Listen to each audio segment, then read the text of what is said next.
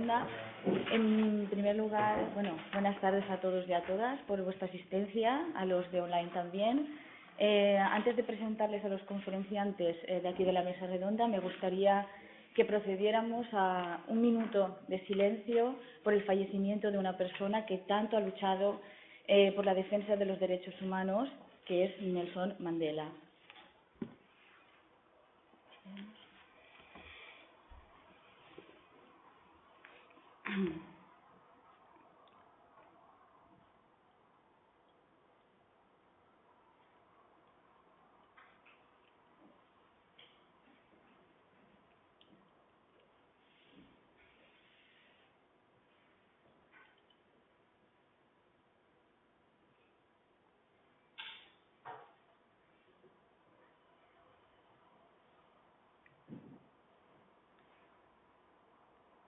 Vale, pues bien, muchas gracias. Vamos a comenzar presentándoles a las personas que aquí nos acompañan en la mesa. Aquí a mi derecha, Empar Bolucer, regidora de Cultura, Educación e Igualdad de aquí del Ayuntamiento de Savia. A mi izquierda, empezando por aquí, Jaume Sendra Galán, presidente de la Fundación Mediterránea de los Derechos Humanos. Y en mi extremo, Rafael Junquera, de Stefani, profesor titular de Derecho de la Universidad Nacional de Educación a Distancia. Y yo misma, Raquel Martí. Antes de dar la palabra a cada uno de ellos, me gustaría decir unas breves palabras. Los derechos humanos, la igualdad y la lucha contra la violencia de género son pilares fundamentales en la oferta cultural y divulgativa de nuestro centro asociado. Los cursos, seminarios, talleres y charlas sobre los derechos humanos cuentan con una gran tradición en nuestro centro gracias a la labor de los profesores de Rafael Junquera y Jaume Sendra.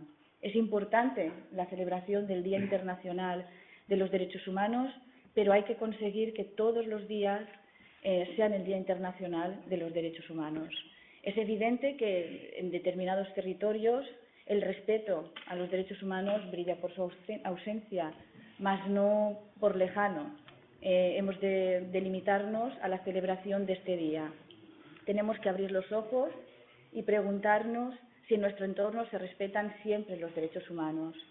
La ONU los estableció para cumplir con la libertad, la justicia y la paz en el mundo. El Día de los Derechos Humanos se conmemorará en todas las regiones del mundo y desde la UNED Denia no queríamos dejar de aportar nuestro grano de arena a dicho acontecimiento. Unos derechos humanos inherentes a las personas, derechos básicos y fundamentales, como la dignidad y el valor de la persona humana, la igualdad de derechos entre hombres y mujeres, así como el respeto universal y efectivo a los derechos y libertades fundamentales.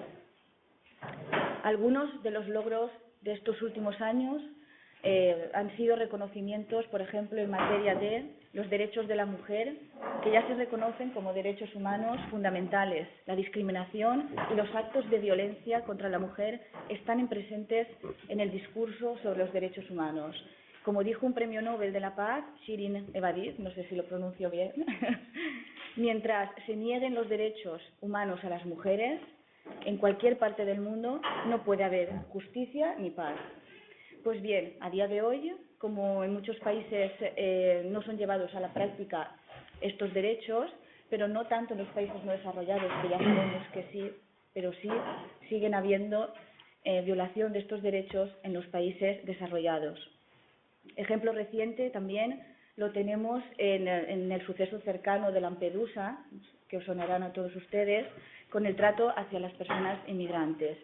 Pero nosotros también aquí, en España, debido a nuestra posición geográfica, tenemos unas situaciones desbordantes de llegada frecuente de inmigración, en la que nuestro respeto a los derechos humanos tiene y debe de ser impecable. Hay que reflexionar acerca de esto. No obstante, y según el último informe de Amnistía General, y cito textualmente, el mundo se está convirtiendo en un lugar cada vez más peligroso para refugiados, migrantes y, en general, para quienes pierden su hogar porque sufren abusos. Desorientadas, indefensas, estas personas son expulsadas a los márgenes de la sociedad con una mezcla tóxica de dogmas políticos y de cinismo. Y cierro la cita. Pues bien, en esta mesa, hoy, queremos tratar de debatir y de visibilizar que los derechos humanos son algo innato, inherente a las personas y no a los territorios. Comentaremos cuestiones relativas a sucesos concretos para visibilizar la violación de los derechos humanos e intentar concienciar que esto no es el camino para un respeto con la humanidad. Desde la UNED de Denia, aquí en nuestra aula de Savia, queremos ser escenario de la celebración del Día de los Derechos Humanos. Sin más, paso a ceder la palabra a mi derecha, Ampar Bolufel, regidora del Ayuntamiento de Savia. Bueno, pues yo la verdad es que no pensaba formar parte de la mesa, o sea que había venido de espectadora solamente, pero pienso que a pesar de que cada vez vamos avanzando más, en este aspecto estamos retrocediendo. Aparte de lo de Lampedusa, ¿no? A mí se me viene a la imaginación las personas estas que intentan pasar la frontera de Marruecos, que tienen unas cuchillas que bueno, que hacen pues todo el daño que se puede hacer y más. Parece como si la sociedad estuviese cauterizada, ¿no?, contra esas cosas que ya como si nos resbalasen, ¿no? Creo que debemos ir, pues todas las personas tenemos derecho a eso, a una vida mejor, a un trato mejor y la gente que tenemos un poco más o que pensamos que tenemos un poco más, pues deberíamos de hacer mucho más de lo que estamos haciendo en favor de todas estas personas. Yo pienso que ellos van a sentir mucho más mejor que yo. Muchas gracias, Ampar. Damos la palabra a Jaume Sembra. Buenas tardes a todos. Muchas gracias por estar aquí con nosotros y celebrar este día tan importante como es el aniversario de la Declaración Universal de los Derechos Humanos, que, como se acaba de señalar, es un trabajo que se conquistó, pero que hay que conquistarlo también día a día, cada día, porque no es una foto fija de que se consigue unos determinados derechos, se proclaman en una determinada carta o en un determinado texto y se quedan ya garantizados. Nada, una cosa es la proclamación, otra cosa es que estén garantizados y todavía más difícil es que estén garantizados en todos los estados. Por tanto, la lucha por defender cada conquista que se ha conseguido, tanto individual como social, es una lucha que no es una lucha de los gobiernos o de los estados, sino que es una lucha principalmente de las conciencias ciudadanas. Y solo creando ciudadanos con conciencia y con una educación en derechos humanos, pues realmente es cuando se puede defender esas conquistas y llegar realmente a conocer bien la libertad. Pero bien, hoy, dando agradecimiento al centro y al ayuntamiento, al centro asociado de Denia de la UNED, con el que venimos colaborando desde hace más de 6 años, trabajando en toda clase de actividades culturales y cursos, pues para mí es una satisfacción que hoy presentemos la exposición denominada El rostro, el otro, el lugar, que va en sintonía completa con derechos humanos e inmigración, que es una obra realizada por 115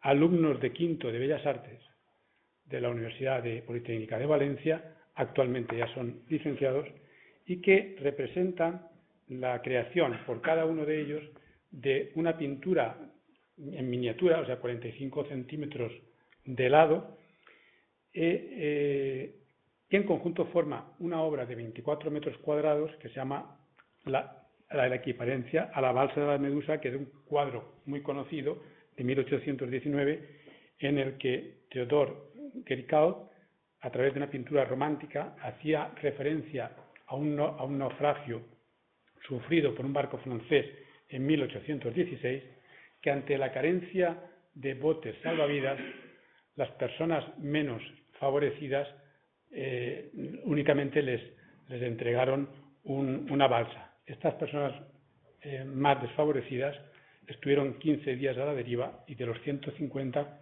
solo se salvaron 15. ¿Qué se ha pretendido con esta obra pictórica y la colaboración de la facultad, y especialmente de estos alumnos y el cuadro de profesores que los ha dirigido?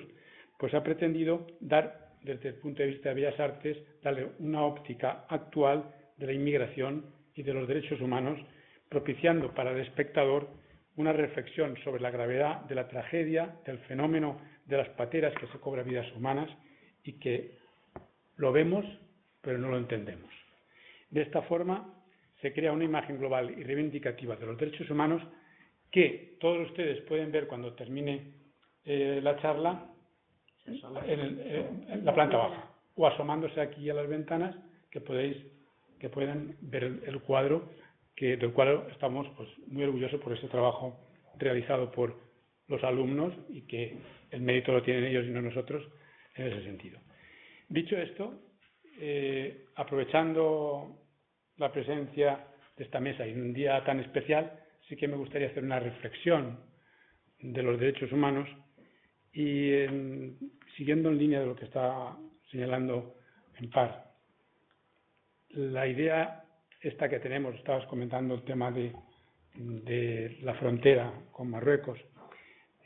Nosotros cuando constituimos la fundación, que empezamos a mover los cimientos de ella en el 2007 y luego ya se consolidó en el 2008, fue precisamente porque nos veíamos que dábamos charlas, sobre todo en la UNED, en los cursos de verano y cursos de extensión universitaria y en otras universidades también, pero nos encontrábamos que cada día más el mundo avanzaba tan aprisa que lo que era la educación, podríamos decir, charlas y conferencias y actividades culturales fuera de lo reglado era necesario.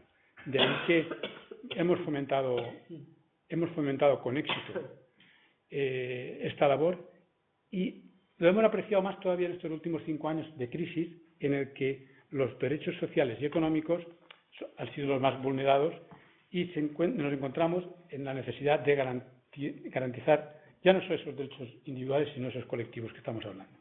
Por tanto, había que hacer una reflexión inicial de la protección de los derechos humanos en tiempos de crisis económica. Y si nos vamos a un reciente informe del Consejo de Europa, organismo bastante serio en el tema de los derechos humanos y pionero en los derechos humanos en Europa, nos encontramos que en estos programas de austeridad, y no estoy hablando únicamente de España, sino a los países afectados por la crisis económica a nivel europeo, el gasto público social ha sido la víctima, la partida que ha sido víctima o que han sido más agresivos los gobiernos a la hora de recortar o que han tenido menos problemas en recortar porque eran los más débiles y era más fácil recortar. A través de un informe se refleja que ha aumentado, no es que no hayan vivienda, sino la falta de vivienda en estos países. El derecho a alimentación se ha visto reducido. En algunos sitios, como en Irlanda, se ha limitado bastante el tema del agua. El derecho a la educación, creo que es un tema que está en los medios de comunicación todos los días aquí en España y no hace falta repetir. El derecho a la salud, también de lo mismo.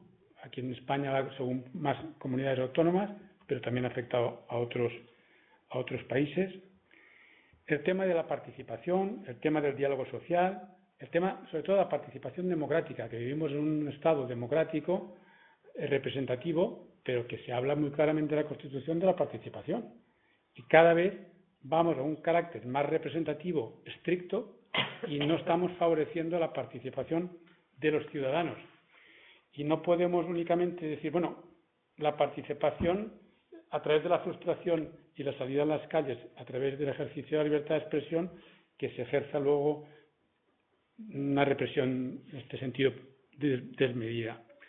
Libertades de medios de comunicación, ya de por sí solo por la concentración de los mismos en el mundo actual, ya sufrimos un déficit, pero que además se agrava cuando se producen también ese tipo de recortes en los medios públicos, que lo que se debe conseguir es que sean sobre todo neutrales y no únicamente acabar con ellos. La conclusión de este informe viene a ser que una cuarta parte de la población de la Unión Europea se encuentra en riesgo de pobreza y exclusión social, concretamente 124 millones de personas. No nos vale que sea Bulgaria, Rumanía, Letonia, Grecia y otros estén peor que nosotros. La verdad es que es un problema no de España, es un problema a nivel global, pero a nivel europeo, que somos los más desarrollados y que en teoría tenemos los derechos humanos más garantizados y con un sistema de mejores garantías, pues cuando nosotros en Europa, con ese sistema de garantías y con esos derechos proclamados, estamos sufriendo esas vulneraciones, esas limitaciones, esas lesiones, como se quiera llamar, imaginemos cómo deben estar los demás, ¿no? En definitiva, según el referido informe, en la Unión Europea nos encontramos que el 10% de la población se ha privado gravemente en recursos materiales. Si a eso le unimos medidas como la proposición o el anteproyecto de ley de seguridad ciudadana, que desde el propio Consejo de Europa ha sido criticado, en el sentido de que pretender limitar los derechos constitucionales a través ahora de una pretendida ley de seguridad y poner sanciones administrativas más altas que los delitos que te pueda condenar un juez, pues no tiene sentido. Habría que señalar ya que tiene tintes, aunque a última hora se está suavizando el tema por esa presión tanto de la Unión Europea como del Consejo de Europa. Esos tintes no casan nada con la democracia y los derechos humanos, por no decir nada. Eso, si lo unimos a las famosas concertinas, creo que no hace falta decir nada más. Si aparte la ONU nos urge a que la obligación de buscar a los desaparecidos del franquismo, y no voy a entrar en profundizar del tema, únicamente es que la gente tiene derecho a saber dónde están sus familiares. Eso no hace falta que tenga que venir nadie a decírnoslo. Si no es cuestión tampoco de tomar partido ni nada, pero sí que los derechos humanos hay que defenderlos. En palabras de Pérez Roya, catedrático de Derecho Constitucional, dice: estamos atravesando una grave desconstitucionalización, desandando la senda de 1978. Si a eso le sumamos que el derecho de la defensa y tutela efectiva con la ley de tasas hace muy difícil que la gente pueda acudir a un juzgado a defender sus derechos. Si unimos todo y sumamos además que también en el tema educativo la educación de la ciudadanía o temas similares también han sido suprimidos, estoy de acuerdo con lo que ha dicho Ampar, de que estamos pasando una época de dificultades, de vulneraciones y de recortes también en derechos humanos. Y evidentemente vengo a decir lo que estaba señalando al principio.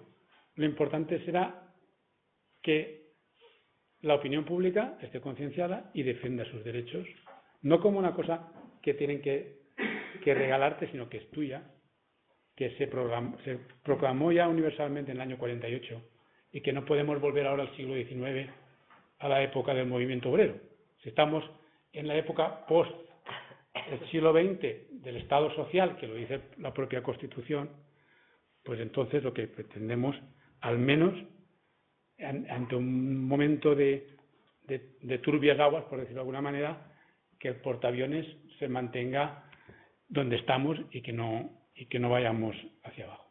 Bien, pero esta breve intervención que tengo hoy, no me gustaría terminarla o señalando únicamente problemas, porque yo de carácter soy bastante optimista y los que defendemos los derechos humanos tenemos que ser optimistas. Y quería transmitiros, no ahora un haz de normas y herramientas para luchar, que vosotros ya con lo que hemos dicho ya sabéis cada uno más o menos lo que hay que hacer, pero yo desde el punto de vista jurídico me gustaría señalaros una herramienta que normalmente no se habla de ella y que a mí me gusta mucho y que para que os sirva de reflexión, y que tiene que ver también con que el otro día, el día 6, hace 4 días, fue el Día de la Constitución y va muy relacionado a los derechos humanos, y nuestra Constitución en cuanto a derechos fundamentales y libertades van unidos, van muy unidos. Por tanto, muy brevemente os voy a señalar el artículo, a título de herramienta o de ejemplo, el artículo 10.2 de la Constitución, que dice: Las normas relativas a los derechos fundamentales y a las libertades de que la Constitución reconoce se interpretarán de conformidad con la Declaración Universal de Derechos Humanos y los tratados y acuerdos internacionales sobre las mismas materias ratificados por España. O sea, reitero, las normas relativas a derechos fundamentales se tienen que interpretar a través de la Declaración Universal de los Derechos Humanos y los otros tratados de esa materia. No voy a empezar a nombrarlos todos, pero a bote pronto, si nos vamos aquí a Europa, tenemos el tratado, el más reciente, el Tratado de Lisboa, la Carta de Derechos Fundamentales de la Unión, y tenemos también el Tratado Europeo de Derechos Humanos. Solo, no buscando más. Cuando vamos a esos tratados, te dicen que cuando nos referimos y hay que interpretar y hay que referirse al ciudadano, siempre habrá que aplicar el derecho que sea más favorable al ciudadano. Imaginemos que un derecho está en la Carta de Derechos Fundamentales de la Unión, está en el Convenio de Derechos Humanos, está en la Declaración Universal y está en la Constitución Española. ¿Correcto? Bien. ¿Cómo se tiene que interpretar? Pues el que sea más favorable. Así de sencillo. Si es más favorable el del Convenio Europeo, es ese que hay que aplicar. ¿Correcto? Entonces, si entendemos eso, y no lo dice uno que viene de fuera, sino que lo dice el constituyente, el poder soberano del pueblo, que en un momento constituyente redactó la Constitución, si te lo dice en ese momento y te lo dice así, que se interpreta así, es que no tiene vuelta de hoja. Y si no tiene vuelta de hoja, tendré que, cuando coja una ley, tendré que coger la Constitución y todos esos tratados y ver qué es lo que a mí me beneficia en mis derechos. Estoy hablando de los derechos humanos, de los derechos positivizados que le llamamos fundamentales. Bien, cuando ocurre esto, y si nos encontramos que el artículo 9.3 de la Constitución te exige que todos los poderes públicos están sometidos a la ley, si están sometidos todos los poderes públicos, significa que los jueces, el legislativo, o sea, el Parlamento y el Ejecutivo, todos están sometidos, todos. Las comunidades autónomas, las asambleas de las comunidades autónomas, todos están sometidos. Pues bien, esto es sencillo, es como un rompecabezas claro. Si tenemos que eso es así, podemos decir que en todas las leyes que se aprueben en las comunidades autónomas o que se aprueben en las Cortes Generales, o todo lo cualquier resolución del tipo que sea, tiene que venir contaminado por estos derechos, inicialmente derechos humanos, que al amparo de la Constitución se tiene que interpretar así. Entonces, la reflexión que yo os quiero hacer hoy es que cada vez que sale algún tipo de disposición, me da igual, no estoy pensando de un lado o de otro, ni de territorio, que esté en contra de estos derechos humanos y derechos fundamentales positivizados, podremos decir que están vulnerando la Constitución o esos tratados, porque al mismo tiempo no es la Constitución esta parte de ellos, sino que es un cuerpo jurídico junto para defendernos. ¿Correcto? Entonces, la cosa es sencilla. Orden del Ministerio de tal, de tasas o de lo que sea. La pregunta es, ¿está vulnerando la Constitución y los tratados? Esa es la pregunta. ¿Correcto? Entonces, en esa línea quería hacer esa reflexión y señalar que el artículo 10.2 es un artículo que nos posibilita una herramienta fundamental para la defensa de los derechos humanos. Y, como he dicho, obliga a todos los poderes públicos, a todos los jueces, a todos los tribunales, incluso al Tribunal Constitucional. Así que, en ese sentido, el 10.2 opera como un límite que ninguna ley ni ninguna norma puede ir en contra, en sentido negativo, no puede ser contradictorio a estos derechos humanos, y en otro sentido, que nos tiene que servir para interpretar en positivo y con amplitud nuestros derechos y no a nivel restrictivo o de limitación de derechos. Así pues, todos los jueces y tribunales tienen que aplicar y controlar el respeto a ese núcleo esencial o canon que han llamado otros autores de cada derecho para cuadrarlo en todo ese ordenamiento jurídico, pero que nunca, como he dicho antes, puede suponer ninguna vulneración. Claro, cuando tienes eso más o menos claro y ves lo que ocurre, no voy a pensar en un país, sino en un estado concreto, lo que está ocurriendo a nivel tanto en España como en los Estados europeos, te encuentras en la situación de que es difícil explicar esto luego a los alumnos. Porque si quien tiene que velar por la garantía de los derechos resulta que se aleja o no se deja contaminar por el espíritu de los mismos, ahí está en una situación complicada. De ahí que los ciudadanos, cuanto más preparados estés, más formación tenga, pues tendrán más capacidad crítica, más capacidad participativa y más podrán exigir con más validez la garantía de los propios derechos. Así pues, ese artículo 10.2 conduce a amplificar de forma importante y eficaz los tratados internacionales junto con el derecho interno o incorporándolos al derecho interno. Por tanto, y sin dilatar más el tema, terminaría incluso con la importancia que tendría o que debería tener y la responsabilidad que tienen los distintos órganos judiciales que cumplen una labor importante, de ahí la importancia de la independencia de los mismos para garantizar, he dicho que era importante la proclamación, pero es muy importante el garantizar los derechos.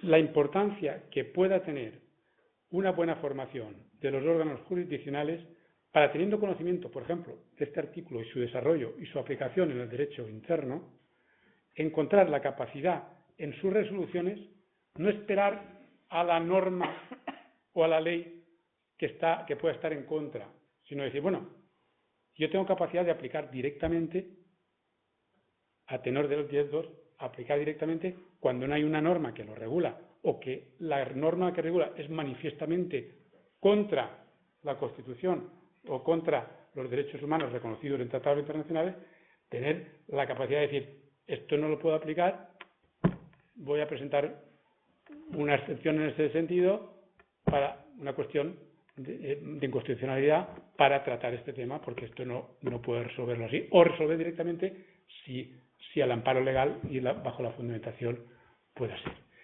Pretendían no más que eso hoy, o sea, únicamente pretendía haceros llegar esa reflexión, pero optimista, en el sentido de que tenemos herramientas y que solo hemos hablado de un poquito de un artículo. Imaginaos cuántas herramientas podemos tener si estamos capaces de prepararnos y ver qué aplicación han hecho otros en otros lugares del tema.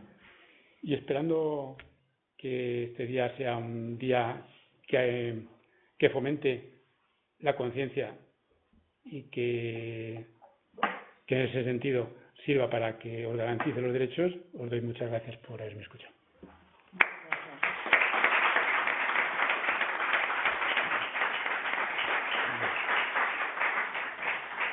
A continuación, el profesor Rafael Junquera de Estefani. Muchas gracias, directora, regidora, presidente de la Fundación y amigo Jaime, y muchas gracias a todos ustedes por su presencia aquí entre nosotros.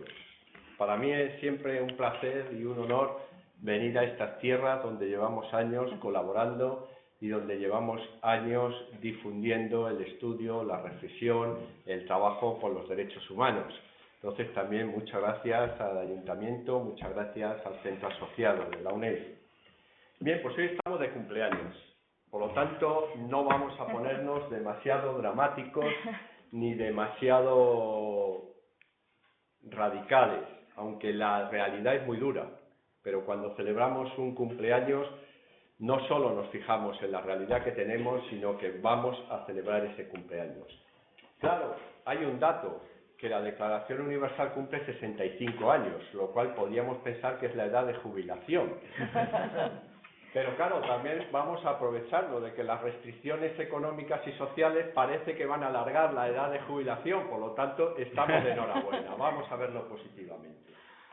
Pero además es que no creo que haya llegado la edad de jubilación de la Declaración Universal de los Derechos Humanos.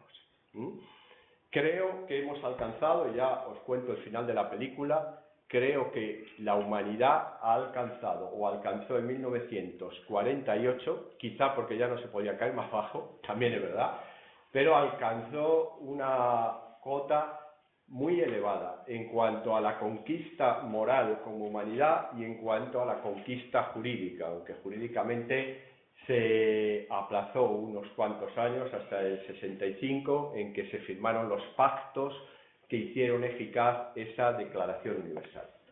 Pero claro, nos movemos con contradicciones, porque hoy sabéis que, y saben todos ustedes, que se está celebrando en Sudáfrica el funeral por Nelson Mandela. Y es una persona que se ha entregado a la lucha y con plena convicción de los derechos humanos. Pero mira, hay un dato importante: ha muerto en la cama. Eso es importante. No ha muerto asesinado. Martin Luther King no podría decir lo mismo. Mahatma Gandhi tampoco podría decir lo mismo. Y así tantos otros. Cuando parecía que estaba llamado a morir pues por efecto de un arma o por efecto de la violencia, pues ha muerto casi de una manera natural. Bien es verdad que con una vida muy dura y donde la mayor parte de la vida la pasó en prisión. Pues bien, vamos a reflexionar. Desde esta realidad vamos a reflexionar hoy sobre los derechos humanos. Vamos a ver, los derechos humanos suponen un compromiso. No es algunos autores hablan del efecto látigo y nos damos cuenta que muchos políticos lo utilizan y lo estamos utilizando, muchas veces incluso nosotros. El más tú, que dicen los niños pequeños, muchas veces, muchos los políticos y los países se lo echan. Es curioso que países de signo distinto, de signo contrario, se achacan, y es lo que llaman el efecto látigo algunos autores, decir, no, es que tú no protege, no garantiza los derechos humanos, y el otro responde, no, tú más, porque tú, y todos tienen razón, todos tendrán su razón. Pero es que suponen, los derechos humanos, si realmente creemos en ello, suponen un compromiso desde lo más pequeño. Y entonces eso es donde va a ir mi primer punto de reflexión. En segundo lugar, ¿qué es eso de los derechos humanos? Aquí llevamos ya casi media hora, 35 minutos hablando de los derechos humanos. Voy a leer una breve historia y un breve concepto, un acercamiento a los derechos humanos. Y luego os voy a invitar a hacer una visión en nuestra ciudad, en nuestra calle, cualquiera que sea nuestra ciudad, en nuestro entorno, y en nuestro entorno occidental. Y con un artículo concreto, el que prohíbe la esclavitud de los derechos humanos, artículo 4 de la Declaración Universal. Bien, pues cuando hablamos de los compromisos de los derechos humanos, lo primero que tenemos que tener en cuenta es un valor, el valor solidaridad. Es un valor que está muy infravalorado y se habla muy poco. Quizá porque todo nos viene, muchas veces al mundo mediterráneo nos viene toda la cultura jurídica y de muchos de los valores éticos de hoy en día, ético-utilitaristas de hoy en día, desde el mundo anglosajón norteamericano, donde este valor está oculto bajo el prisma de la pura individualidad. Y ahí tenemos todo el problema que están teniendo y que está teniendo Obama para crear un sistema de seguro médico, una especie de seguridad social universal, una medicina universal.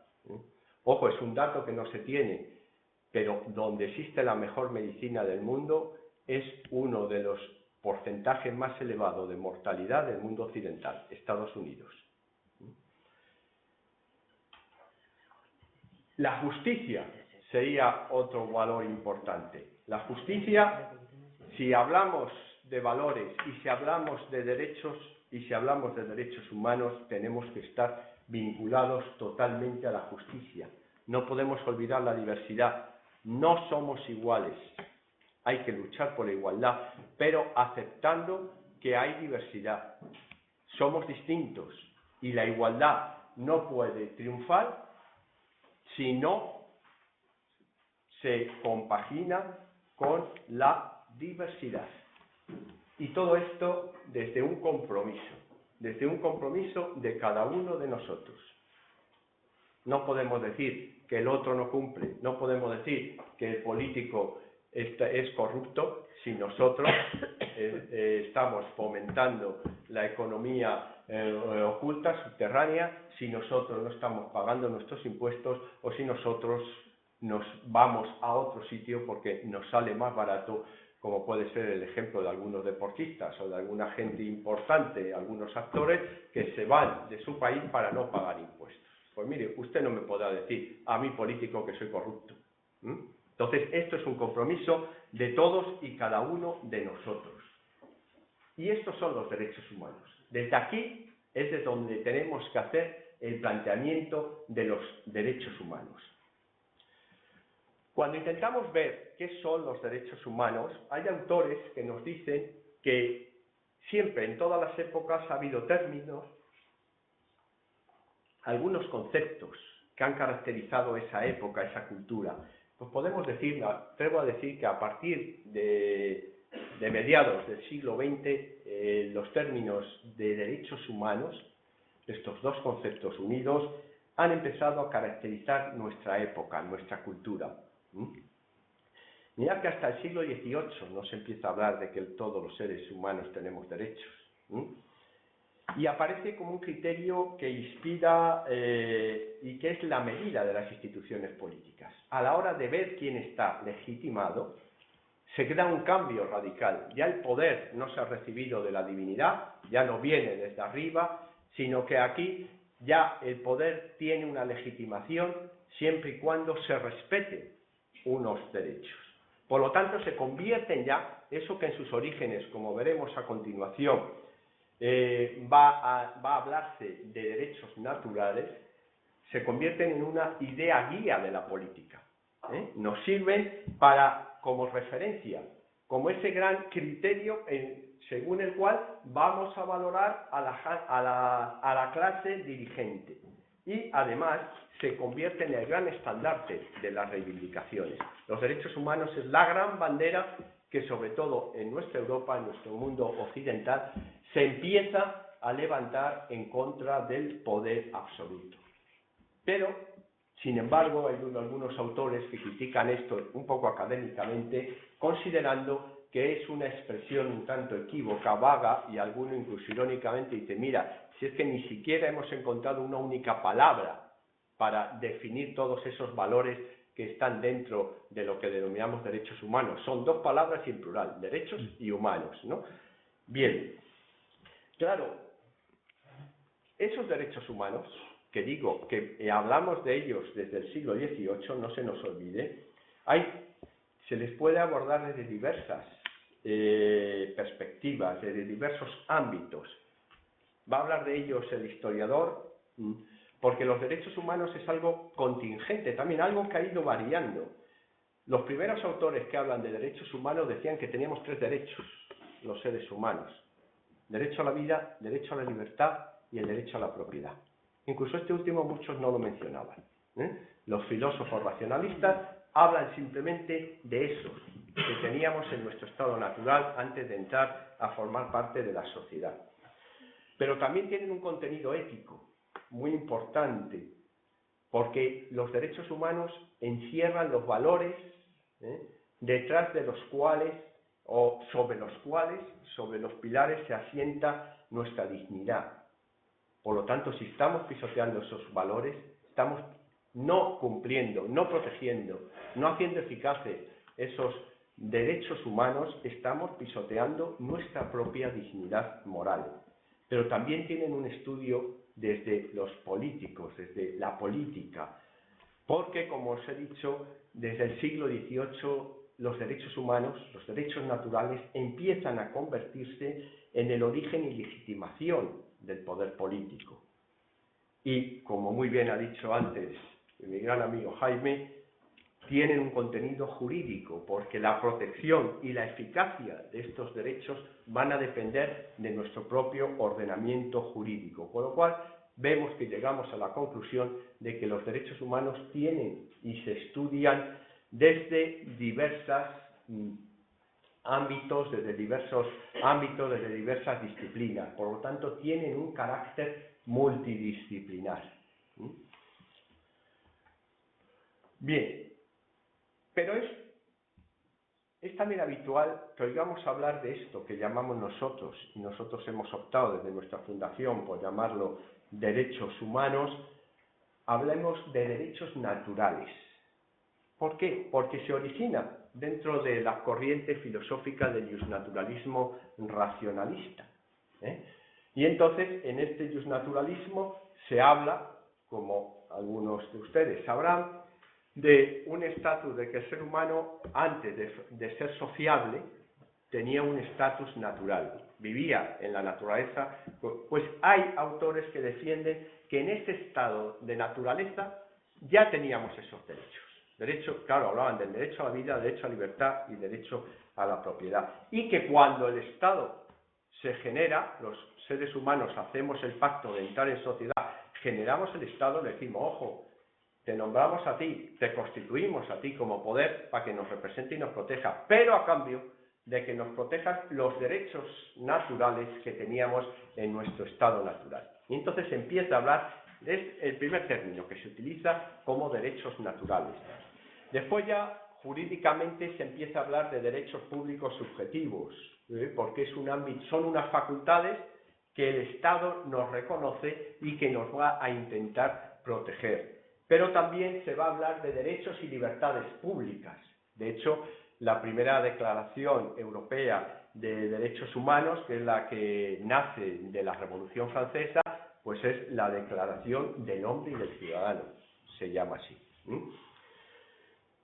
Hoy en día se tiende a hablar más de derechos fundamentales, porque son los derechos humanos reconocidos en las constituciones y se convierten en derechos constitucionales. Y hoy hay muchos autores que empiezan a hablar, quizá por ese contenido moral del que hablaban anteriormente, en una de las anteriores diapositivas, de derechos morales, por la raíz de los valores morales en los que se asientan. Claro, esto jurídicamente es difícil hablar de derecho y de moral, porque los derechos es propio de lo jurídico, la valoración es más del campo de lo ético, de lo moral. Entonces, hay mucha parte de la doctrina está en contra de esta terminología. Pero, ¿qué consideramos como derechos humanos? Bien, yo he cogido ahí dos definiciones. Como digo a mis alumnos muchas veces, coged la que os guste más. Pero lo que estamos hablando, y yo me refiero cuando hablo de derechos humanos, son aquellas facultades que nos corresponden por ser seres humanos. La más sencilla. Podríamos hablar y decir que son aquellas facultades que están concretando esos valores de la dignidad, la libertad y la igualdad humana. Y que esos valores deben de ser reconocidos por cualquier ordenamiento jurídico. Pero ¿dónde están los orígenes de estos derechos humanos? Pues están en distintos campos también. En el campo ideológico. Nacen en nuestra reflexión occidental y europea de valorar al individuo frente al absolutismo, el individuo frente a la comunidad. También tiene un contenido filosófico. Os decía antes, el justnaturalismo racionalista, donde se diferencia entre el estatus naturales y el estatus civiles. Y entonces desde ahí surgen distintos movimientos, la Ilustración, el liberalismo, etcétera, etcétera, y distintas corrientes filosóficas que van a decir, ojo, donde en la Edad Media no se hablaba de derechos humanos, se hablaba de privilegios. Se concedía privilegios a los ciudadanos de la villa de no sé qué. ¿Por qué? Porque habían luchado a favor del señor feudal o a favor del monarca determinado o de tal imperio, y entonces les reconocen unos privilegios. Pero incluso cuando en el mundo anglosajón se habla del Bill of Rights, del habeas corpus, que se dice que es el origen de las declaraciones ya más concretas de derechos humanos, no se dice que los hombres y mujeres tengan derecho a, se dice los ingleses tienen derecho a, no el resto, que nos caen sin cuidado. Por lo tanto, hay mucho en el ámbito religioso, con la aparición del cristianismo y con la aparición sobre todo de la guerra de religiones en Europa. En el Sacro Imperio Romano Europeo estábamos acostumbrados a tener una única confesión religiosa, no había ningún problema. Todos creían en lo mismo. Pero claro, surge la Reforma Protestante y surge la lucha de religiones. Y se llega a proclamar el principio tremendo de que el ciudadano tendrá la religión de su príncipe. Claro.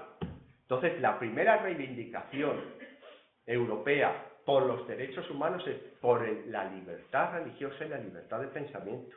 Es una de las primeras. No, yo no tengo la religión, yo soy libre para pensar y creer en lo que quiera. Pero además tiene unos contenidos socioeconómicos. Frente a la monarquía, al señor feudal y a la nobleza, empieza a surgir otra clase, que es la burguesía, los habitantes de los burgos, los comerciantes, que empiezan a tener un valor, que empiezan a tener un poder económico. Y entonces empiezan a estar representadas en las cortes medievales. Las cortes medievales no representaban al pueblo, no son como los parlamentos nacidos o las cortes nacidas después de la Revolución Francesa, sino que representaban a las clases dominantes, y normalmente eran las clases dominantes frente al monarca, sobre todo para tenerle controlado en temas económicos, en temas de impuestos. Ahí consigue meterse una nueva clase que surge, que son los habitantes de las ciudades, que normalmente eran comerciantes, y empiezan a tener recursos económicos muchas veces más que la propia nobleza, y entonces empiezan a reivindicar sus propios derechos. Y luego tiene un contenido político. Se empieza a consolidar el Estado absoluto, surgen los anhelos de revolución, la revolución, primero las revoluciones independentistas del norte de América, y luego eso se traslada a Francia, la Revolución Francesa, y donde ahí ya la declaración, al mismo tiempo que se da la Constitución Francesa, unos años antes, la primera Constitución Francesa, se da la Declaración de Derechos del Hombre y del Ciudadano. Bien, pero esta historia de los derechos humanos, por lo tanto, hasta el siglo XVIII, yo me atrevo a hablar de que es la prehistoria, yo y otros autores, no soy original, la prehistoria de los derechos humanos, porque acabo de mencionar que en la Edad Media se hablaba de los privilegios que concedía el señor a los habitantes de una villa, al señor de no sé qué territorio, eran privilegios reconocidos en fueros, pero no se hablaba de derechos. Sin embargo, en nuestro territorio peninsular tenemos distintos logros conseguidos, como el decreto de Alfonso IX a las Cortes de León, que es uno de los primeros textos en que empieza a hablarse de derechos de los propios ciudadanos, o la Constitución de la ciudad de Ávila. Son los embriones que empiezan a surgir y dentro de nuestro propio ámbito cultural. Y es más, antes de que los anglosajones con el habeas corpus o con el Bill of Rights inglés, en nuestra escuela de Salamanca, y como origen de esa gran emigración que supone el descubrimiento de las Indias, emigración invasiva y colonizadora, pues hay varias voces que se levantan reivindicando que los habitantes de esos territorios, los indios, entre comillas, tienen los mismos derechos que los descubridores de esos terrenos, que los conquistadores, ¿no? Así Vitoria en el siglo XVI, mirad que os he dicho que en el siglo XVIII, cuando se empieza a hablar de derechos, pues Vitoria en el siglo XVI, en Salamanca, en la Universidad de Salamanca, va a hablar del derecho a la igualdad, el derecho a la libertad, el derecho de la negación de la esclavitud, el derecho de la propiedad, la tolerancia y la libertad religiosa, el derecho a la paz, el derecho a la resistencia de esas gentes que están en su territorio cuando nosotros les invadimos. Y eso va a tener un influjo en una serie de normativas en nuestro territorio, como es en las leyes de Burgos o la cédula de Fernando el Católico, el decreto de Carlos I sobre la esclavitud en Indias o incluso las leyes nuevas. Y luego ya posteriormente el racionalismo del siglo XVIII es cuando esos filósofos, Locke, Hobbes, Rousseau, van a hablar de que tenemos unos derechos innatos que nos corresponden como seres humanos, que son los derechos naturales, ¿no?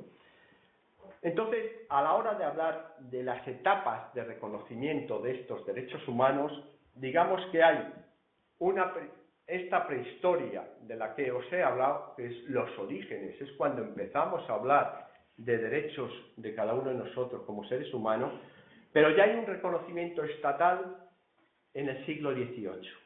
Y las dos primeras declaraciones, los dos primeros documentos, donde empieza a reconocerse que todos los seres humanos nacemos libres e iguales en derechos, es la Declaración de Derechos del Buen Pueblo de Virginia, que se promulga un mes antes de la Declaración de Independencia de Estados Unidos de América, que recoge también esa Declaración de Derechos. Y es curioso, mirad, en Estados Unidos es la única constitución a partir de este momento, después elaboran su constitución y es la primera constitución que no recoge declaraciones de derechos. Son las famosas enmiendas que luego posteriormente han tenido que ir metiendo. Pero es curioso que jurídicamente, aunque fueron los territorios donde se tienen las dos primeras declaraciones, después ha tardado más el propio Estado ya confederal de los Estados Unidos, Estado federal, de incorporar las declaraciones de derechos a su propia Constitución. Y luego esto pega el salto a la inversa, el Atlántico hacia Europa, y es cuando produce sus efectos en la Revolución Francesa, que se proclama la Declaración de los Derechos del Hombre y del Ciudadano. Y luego, ya en el siglo XX, hay un reconocimiento y ese gran salto que se produce, el reconocimiento por encima de los estados, incluso internacional. Se universaliza el reconocimiento y la protección de los derechos que nos corresponden a todos los seres humanos, que está marcado por unas ideas de socialización de la convivencia, internacionalización de la vida política, control jurisdiccional de las relaciones internacionales, el movimiento descolonizador, y esto tiene sus frutos pues hace 65 años, que es lo que estamos celebrando, con la Declaración Universal de los Derechos Humanos, que es la mayor cota ética, estoy dando ya mi visión subjetiva y positiva, como os decía antes, la mayor cota ética que ha alcanzado la humanidad. Bien, es verdad que con muchas trabas, que cuando Eleanor Roosevelt salió a proclamar la declaración, y además es curioso que en estos años ya esta comisión que hizo la redacción definitiva estaba presidida por una mujer, pues hizo la declaración, dijo, esta es la declaración a la que hemos llegado, pero por favor que no se nos pregunte el por qué. Porque claro, en la fundamentación de los derechos humanos, filosóficamente, pues cada uno va a poner el énfasis en unas cosas o en otras. La propia cultura, la propia religión, pues vamos a justificar un derecho por unas cosas o por otras. Pero el hecho es que todos alcanzaron un mínimo que está reconocido en esta Declaración Universal de Derechos Humanos.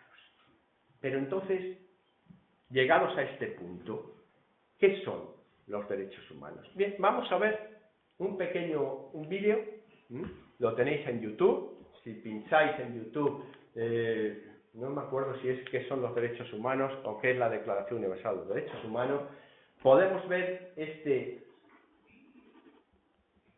vídeo.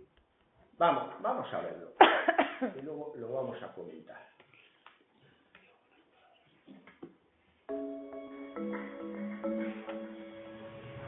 Human rights is, gee, that's a good question. Human rights. Oh, that's tough. Wow. I don't even know how to give that a definition. I would probably have to do a little bit of homework or something. Any rights that I think just as a normal, human, The rights that humans have. Oh, that's a very large debate. Tú le puedes preguntar a 20 personas y te van a dar 20 diferentes opiniones. Non saprei, una domanda complicatissima. We just take them for granted that they're there, but we don't even consider what they are.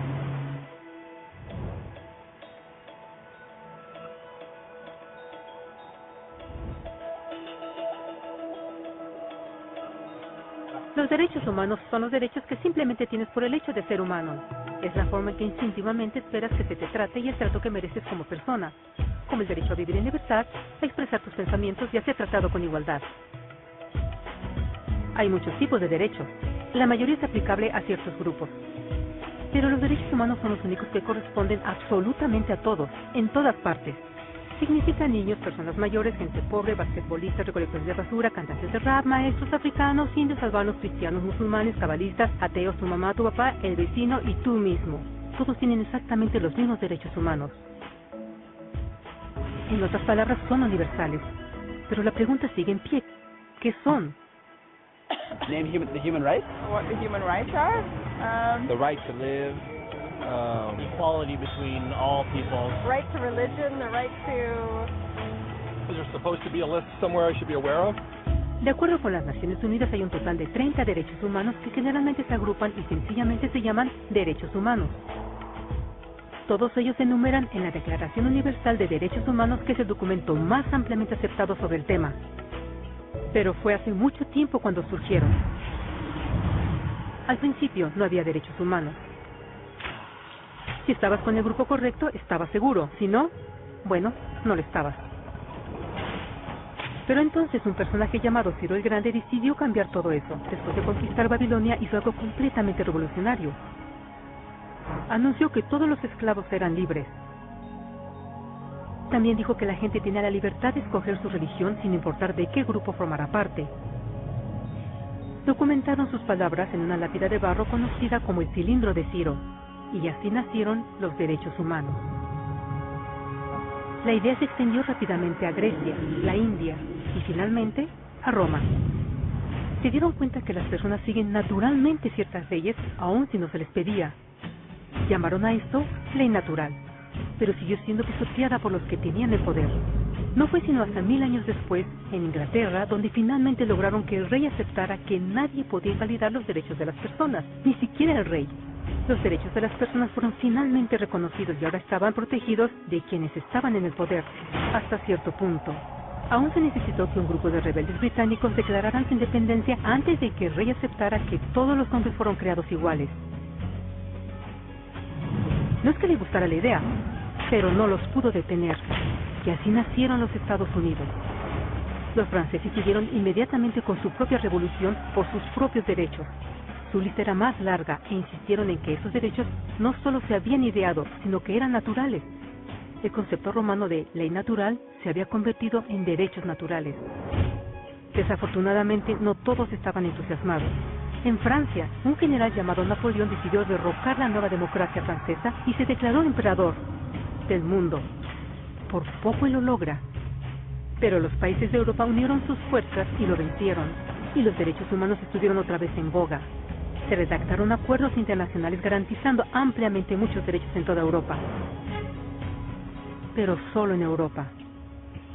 De alguna forma, el resto del mundo todavía no tenía esos derechos. Por el contrario, esos países fueron invadidos, conquistados y consumidos por los enormes imperios europeos. Pero entonces un joven abogado hindú decidió que era suficiente. Su nombre era Mahatma Gandhi. Y ante la violencia insistió que toda la gente en la tierra tenía derechos, no solo en Europa. Finalmente incluso europeos empezaron a estar de acuerdo. Pero no iba a ser fácil.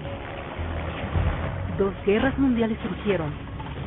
Hitler exterminó la mitad de la población judía de la tierra en horribles campos de concentración nazis. En resumen, 90 millones de personas murieron. Los derechos humanos nunca habían estado tan terriblemente cerca de la extinción. Y el mundo nunca había estado tan desesperado por un cambio. Así los países se unieron y formaron las Naciones Unidas. Su propósito básico era reafirmar la fe en los derechos humanos fundamentales, en la dignidad y el valor del humano. Pero, ¿qué son los derechos humanos? ¿Eran las proclamaciones de Ciro, las leyes naturales de Roma, las declaraciones de Francia, todos parecen tener una idea un tanto diferente de lo que los derechos humanos deben ser. Pero bajo la supervisión de Eleanor Roosevelt, finalmente estuvieron de acuerdo en un grupo de derechos para todos absolutamente. La Declaración Universal de Derechos Humanos. El concepto francés de derechos naturales se había convertido finalmente en derechos humanos. Así en resumen, primero solo unas cuantas personas con suerte tenían algunos derechos, hasta que una de estas personas decidió, oye, otras personas también deberían tener algunos derechos, lo cual fue grandioso, excepto que no todos estuvieron de acuerdo, y solo costó unos cuantos miles de años de lucha, declaraciones y más lucha hasta que todos finalmente aceptaron que los derechos humanos deberían ser para todos, y vivieron felices por siempre. Excepto por un pequeño problema. Si la gente tiene el derecho a alimentación y cobijo, ¿por qué 16.000 niños están muriendo de hambre cada día? ¿Uno cada 5 segundos? Si la gente tiene libertad de expresión, ¿por qué miles están en prisión por expresar sus ideas? Si la gente tiene derecho a la educación, ¿por qué más de 1.000 millones de adultos son incapaces de leer? Si la esclavitud ha sido abolida realmente, ¿por qué 27 millones de personas viven hoy en esclavitud? ¿Más del doble que en 1800? El hecho es que cuando se firmó la Declaración Universal de Derechos Humanos, no tenía la fuerza de la ley. Era opcional. Y a pesar de muchísimos documentos, convenciones, tratados y leyes, no eran más que palabras en papel. Así que la cuestión es, ¿quién hará que esas palabras sean una realidad?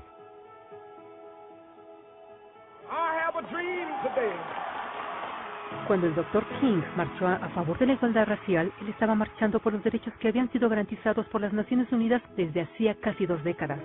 Pero de todas maneras, él marchó. Cuando Nelson Mandela defendió la justicia social en los años 90, su país había acordado ya abolir tal discriminación de casi 40 años. Pero de todas maneras él luchó. Esos que luchan hoy contra la tortura, pobreza y discriminación no son gigantes o superhéroes. Son gente común. Niños, madres, padres, maestros, individuos de pensamiento libre que no están de acuerdo en estar en silencio, que reconocen que los derechos humanos no son una lección de historia, no son palabras en una hoja de papel, no son discursos, campañas comerciales o de relaciones públicas. Son las elecciones que hacemos cada día como seres humanos. Son la responsabilidad que todos nosotros compartimos, de respetarnos mutuamente, de ayudarnos unos a otros y de proteger a los necesitados. Como Eleanor Roosevelt dijo, después de todo, ¿dónde comienzan los derechos humanos universales? En pequeños lugares, cerca del hogar, tan cercanos y tan pequeños que no pueden ser vistos en ningún mapa del mundo. Sin embargo, son el mundo del individuo común, el vecindario donde vive, la escuela o universidad donde estudia, la empresa, la granja u oficina donde trabaja.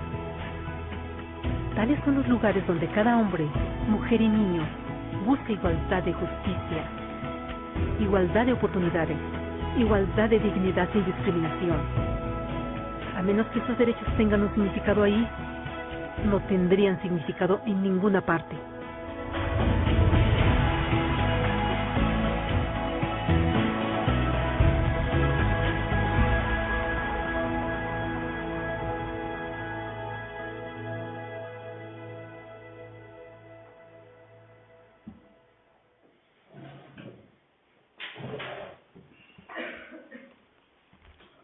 Bien, pues como hemos visto, ¿qué son estos derechos?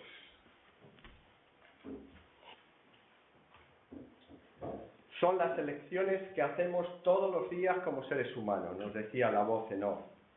Son la responsabilidad que todos nosotros compartimos. ¿Dónde comienzan? En pequeños lugares, cerca del hogar, tan cercanos y pequeños que no pueden ser vistos en ningún mapa del mundo. Esos que luchan hoy contra la tortura, la pobreza o discriminación no son gigantes o superhéroes, nos decía hace un momentito. Son gente común, niños, madres, padres, maestros, individuos de pensamiento libre que no están de acuerdo en estar en silencio. Aterricemos. Derechos humanos en la calle. Se me ha olvidado, quería hacer un paréntesis. El vídeo lo tenéis en YouTube, está muy bien. Para mí no estoy de acuerdo con una teoría que tiene, que apareció en Persia, los derechos humanos, apareció en Roma. En Roma, el paterfamilias tenía derecho a la vida de todos los que estaban bajo él sometidos.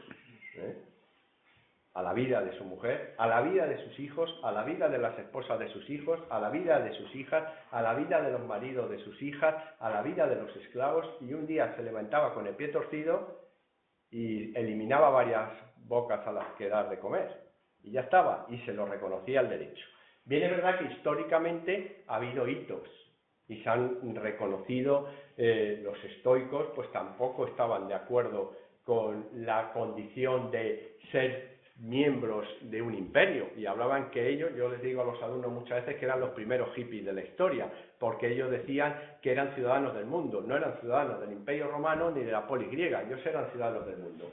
Hay momentos en que hay alguien que tiene una lucidez suficiente históricamente, pero no podemos hablar en Persia, no podemos hablar en Roma, ni en Grecia de esto, de que nacieron los derechos humanos. Ahí podemos hablar de la prehistoria. Bien, pues hecho esa puntualización, que es mi teoría, los derechos humanos están en nuestra calle.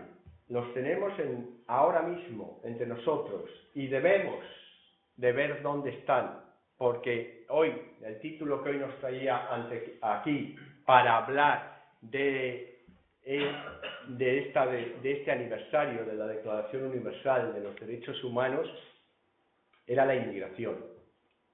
Pues muy bien, es que esos esclavos de los que nos habla el vídeo, que está basado en unos años anteriores, está rodado hace años, muchos de esa esclavitud existe en algunos aledaños de nuestras ciudades. Existe en nuestras propias barriadas muchas veces, porque ese artículo 4 de la Declaración Universal de los Derechos Humanos nos dice que no debe de haber esclavos, que nadie debe de ser tratado como esclavo. Bien, pues me vais a permitir, hoy no os voy a invitar a café, pero sí os invito a ver unos vídeos. Entonces, vamos a ver otro vídeo. Este es mucho más breve.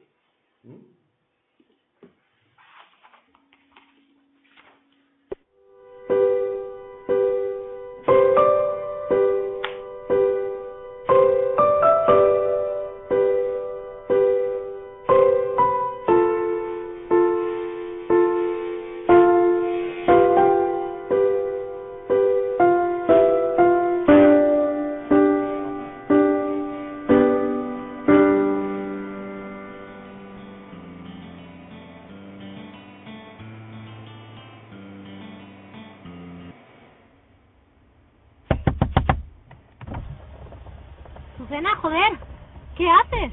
Llevan media hora llamándote al móvil. Deberías haber estado ya en la rotonda, ya lo sabes. Ahora voy. Por una vez tenía una vida feliz, ¿sabes qué es eso? Lástima que estaba soñando. ¿Cómo que soñando? Pareces tonta. Deberías saber que ni siquiera los sueños nos pertenecen.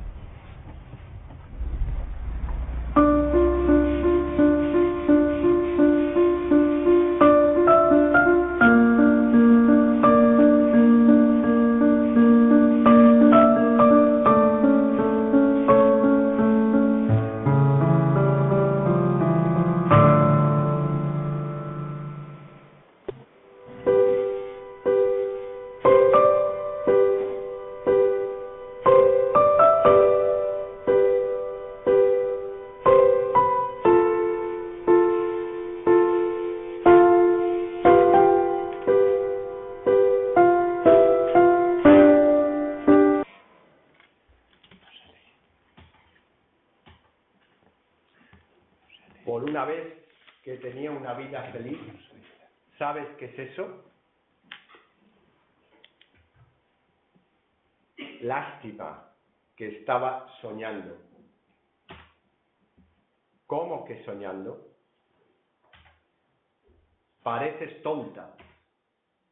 Deberías saber que ni siquiera los sueños nos pertenecen.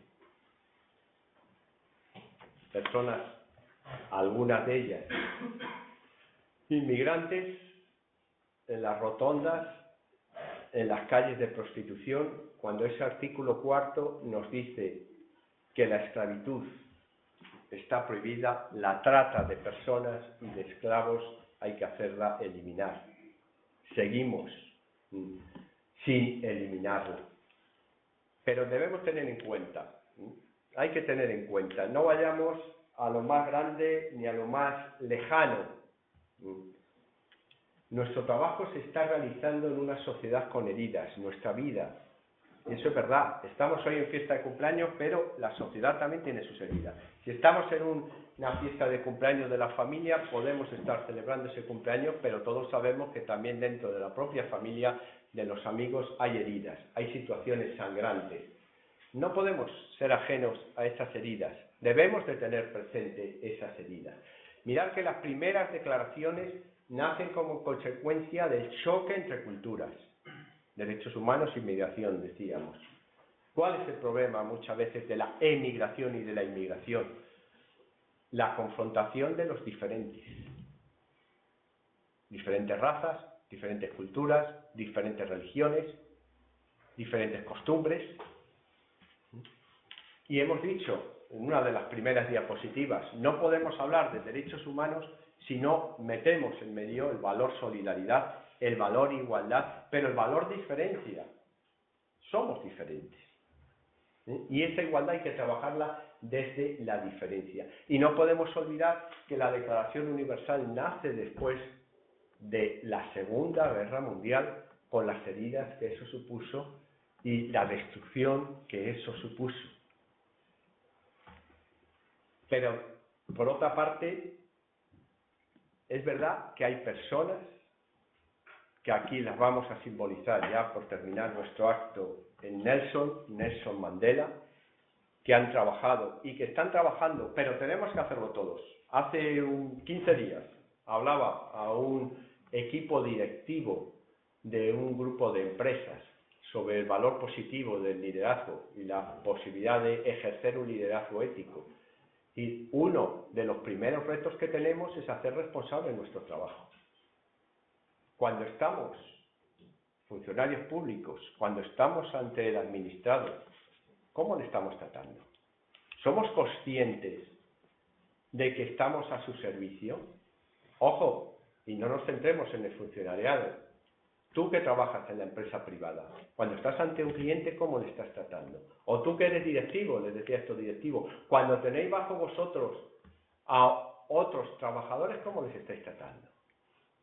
¿Ah? Es que ahí es donde se está gestando todo. En nuestro día a día, decíamos.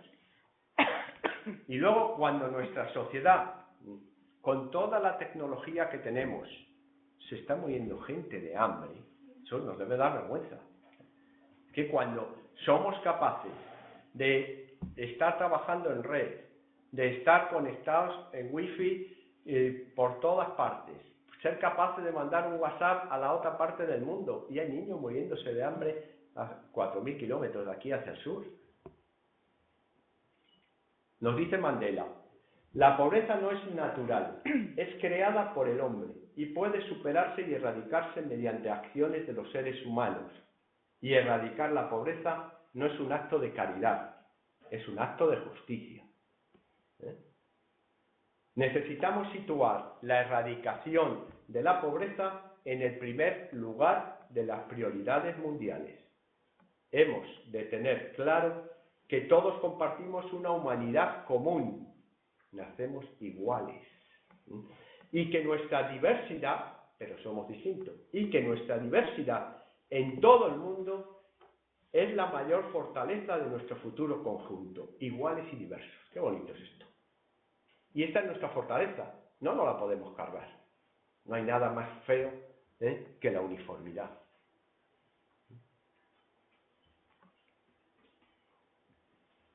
¿Dónde comienzan los derechos humanos? En pequeños lugares, cerca del hogar, tan cercanos y pequeños que no pueden ser vistos en ningún mapa del mundo. Bueno, pues que entre todos hagamos esto posible, que no es tan difícil. Muchas gracias.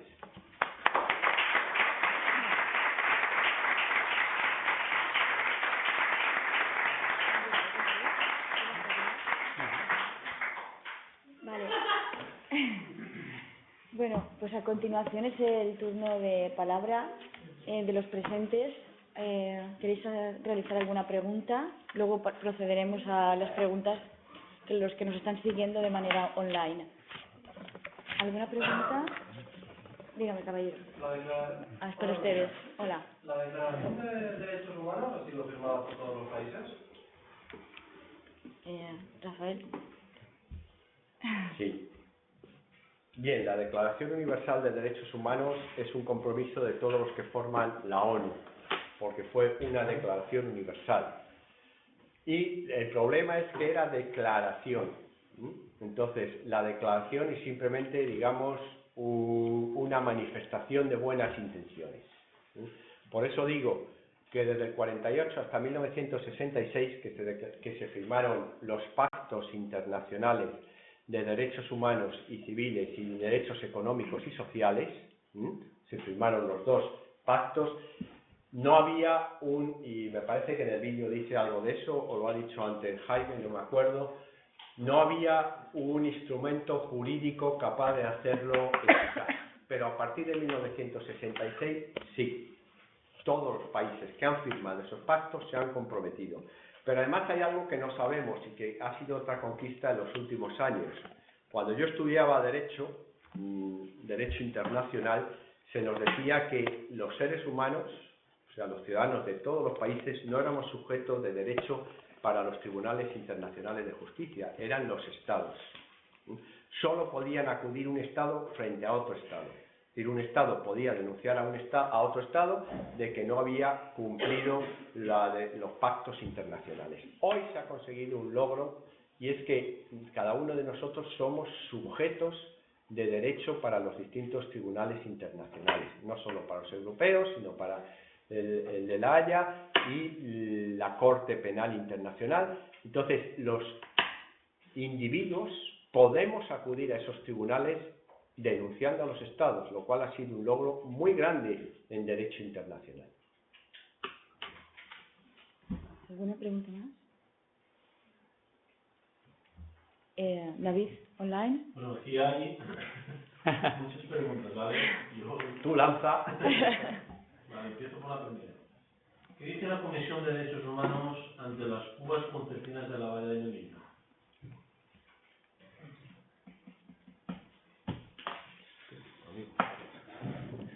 Bueno, está haciendo la pregunta la comisión. Claro, es que depende. Que depende de qué comisión se refiere. Claro, porque depende de qué. Bueno, el tema que está en la actualidad respecto al asunto, desde el punto de vista de la Comisión Europea, o sea, el comisario respectivo de esa área, está en contra, y de ahí que haya llamado la atención al gobierno español. Otra cosa es que también el Consejo de Europa no está a favor de esas prácticas. Evidentemente no es respetuoso con los derechos humanos. Eso es evidente. En línea de lo que estaba hablando Rafael en un momento, evidentemente España tendrá sus leyes y todos tendrán sus leyes, pero dentro de los derechos humanos no cabe que la gente esté muriéndose de hambre detrás de una valla, al margen de que se agrave mucho más por la lesión en la integridad o en la vida de una persona, que todavía es más grave. Entonces, más en línea de lo que señalaba Rafael, que estamos ya tranquilos de ver eso todos los días en los medios de comunicación, pero habrá que sentarse alguna vez y empezar cómo podemos todos a colaborar con ese tema, porque no lo hemos puesto como prioritario. En ese sentido habría que ver no el resultado de lo que está ocurriendo en la valla, sino las causas por las cuales esas personas llegan a la valla. Es decir, realmente estamos viendo, hay un problema en la valla, pero el problema no es la valla, el problema es por qué la gente está dispuesta a morir a subirse a una patera sin saber nadar, con hijos o embarazada, o está dispuesto a subir a una valla, sea en España, sea en Estados Unidos, sea donde sea, es decir, sin personalizar. Lo que quiero decir es que, ¿por qué las personas están tan desesperadas? Es porque se están muriendo y se arriesgan a morir antes de quedar separados. Entonces, ¿qué estamos haciendo en el mundo para que eso se acabe? Sabemos que no se puede solucionar inmediatamente, pero ¿estamos dando los pasos adecuados para que eso se termine? Esa es la pregunta que tenemos que hacer. La sociedad que vivimos nosotros, que cada vez queremos una vida más materialista, hemos pensado que con un poquito de lo que tenemos nosotros es posible que muchas personas pudieran comer. Es difícil. Otra pregunta. Gracias. ¿Seguimos? Sí. Sigue, porque si no... Han comentado que los derechos humanos son innatos a las personas, no a los territorios. Quería saber cómo se trata de la diversidad de culturas y éticas en el mundo. ¿Cómo pueden ser los derechos humanos universales? ¿Quién los redacta? ¿Son estáticos? ¿Tienen en cuenta la diversidad de culturas?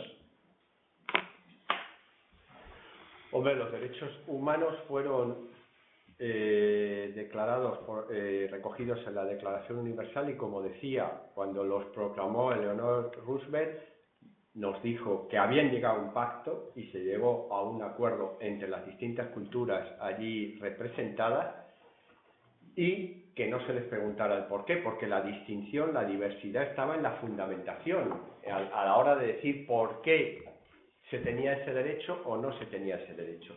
Pero yo creo que es un mínimo. Hoy en día se habla mucho de una ética civil común a toda la sociedad, un mínimo ético común. Yo creo que es el mínimo común denominador, lo mínimo que podemos reconocer en cuanto a valores, y yo creo que sí, que es universal en cuanto que esos valores pueden ser aceptados por cualquier cultura y por cualquier ideología, ¿no? Incluso por cualquier religión. Muchas gracias. ¿Qué medidas puede tomar la Comisión de Derechos Humanos frente a los recortes en áreas como sanidad o educación?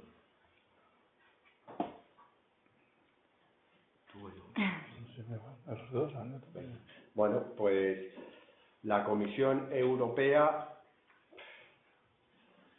podría tomar medidas. El problema es que si esos recortes están impuestos por la propia Comunidad Europea, lo veo yo aquí entre nosotros, que no se entere Merkel, difícil, porque es la política de la Unión Europea. Es verdad que luego, dentro de los límites que la Comunidad Europea, que la Unión Europea establece, pues cada país adopta lo que crea conveniente. Podría tomar alguna medida en caso de de alguna situación extrema de alguno de los países, pero en este momento creo que no lo va a tomar, sinceramente. Yo, en línea de lo que estaba señalando Rafael, también se produce una situación que no ayuda, ¿no? Porque por una parte tenemos el Consejo de Europa, que son 45 estados, y luego están los 28 de la Unión. Entonces, el Convenio de Derechos Humanos es de los 45 y la Carta de Derechos Fundamentales dentro del Tratado de Lisboa es de los 28. Cada uno tiene un tribunal, el Tribunal de Estrasburgo o el de Luxemburgo. Cada uno tiene sus órganos de comisión, o como quieramos llamarle, para no entrar ahora en detalle. ¿Qué ocurre? Que se solapan y al propio tiempo estamos, lo que es la Unión Europea es como una transición hacia un Estado federal que a lo mejor tarda 30 años o no llegamos nunca. Entonces, podríamos decir que nos coge a pie cambiado. Es decir, estás cediendo competencias por un lado y por otras tienes unas obligaciones aquí, pero todavía no has llegado a un grado de ser Estado para que determinadas políticas sean de aplicación inmediata por parte de la Unión. Sin embargo, otras, curiosamente sí, ¿no? Es la de los recortes. Así que es un problema de dificultad, porque pensar en una cosa, dentro de la Unión, si hablas de la Comisión, se entendería la Comisión por un lado, pero por otra parte está el Parlamento, luego está el Consejo, que están los 28 jefes de Estado, que mandan más que la Comisión. Entonces, claro, la Comisión nunca va a ir en contra de los 28, cuando a lo mejor un grupo muy reducido de esos 28 son los que pagan la mayor parte del presupuesto. Mientras no se produzca ese cambio, que ya digo, estamos a la mitad de camino, hasta que no se produzca la llegada a ese Estado federal europeo que igual no vemos o sí que vemos, tiene dificultad eso. Sí. Espera, ahí hay una una. pregunta. Sí. Habéis hablado de Nelson Mandela. Mi pregunta sería que si realmente Nelson Mandela es el referente actual y del futuro de los derechos humanos. Depende de lo que entendamos referente actual y del futuro de los derechos humanos. No, lo que pasa, Nelson Mandela supuso una lucha contra un sistema muy concreto, un sistema de desigualdad y un sistema de apartheid, y desde ahí luchó, y él luchó por eso. Por eso hablábamos tanto de la importancia de que cada uno en su terreno y en su... Él no fue una lucha abstracta por el reconocimiento de derechos humanos del ser humano en el mundo, no, él era la herida que estaba viviendo, que era el sistema injusto de apartheid donde estaba. Es más, estuvo preso y quiso seguir estando preso, y pudo haber salido, pero él se negó por las condiciones, porque le imponían un pacto para salir y él dijo que no, que con esas condiciones no, o se acababa con el apartheid o no. Entonces, desde ahí sí es un referente, pero ha sido un referente histórico muy concreto, como Mahatma Gandhi fue un referente histórico muy concreto, como Martin Luther King fue un referente histórico muy concreto.